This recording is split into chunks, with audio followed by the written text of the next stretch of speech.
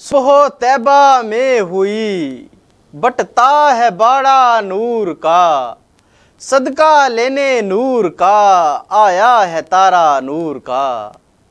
जश्न ईद मिलादुन नबी सल्लल्लाहु अलैहि वसल्लम हर साल 12 रबीउल अव्वल को मनाई जाती है, जो नबी अकरम सल्लल्लाहु अलैहि वसल्लम की वलादत बासादत की खुशी में होती है।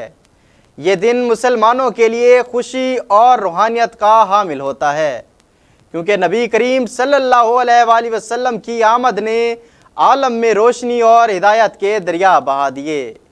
ईद मिलादुन नबी सल्लल्लाहु अलैहि वसल्लम को मनाने का मकसद नबी अकरम सल्लल्लाहु अलैहि वसल्लम की ज़िंदगी और आप सल्लल्लाहु की तालीमात को खराज तहसीन पेश करना है।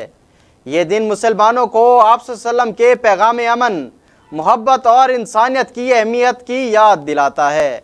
इस दिन दुनिया भर में खसूसी महाफिल, नात ख्वानी, दरूद व सलाम की महफ़िलें और दीगर मजहबी सरगर्मियाँ मुनक़िद की जाती हैं। ये तक़रीब नबी अकरम सल्लल्लाहु अलैहि वसल्लम की सीरत, किरदार और आप सल्लल्लाहु की तालीमात पर रोशनी डालती हैं। ईद मिलादुन नबी सल्लल्लाहु अलैहि वसल्लम पर खसूसी इबादात जैसा कि नमाज, कुरान ख्वानी और सदक़ात का भी एहतमाम किया जाता है। इस दिन मुसलमानों की जानिब से नबी अकरम सल्लल्लाहु अलैहि वसल्लम की तालीमात पर अमल करने का अज़्म दोबारा ताज़ा किया जाता है।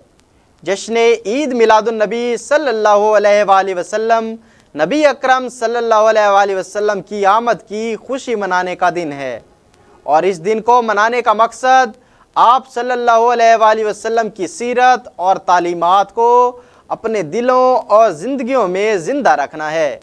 ये दिन हमें अमन, मोहब्बत और इंसानियत के पैगाम को अपनाने की तरगीब देता है।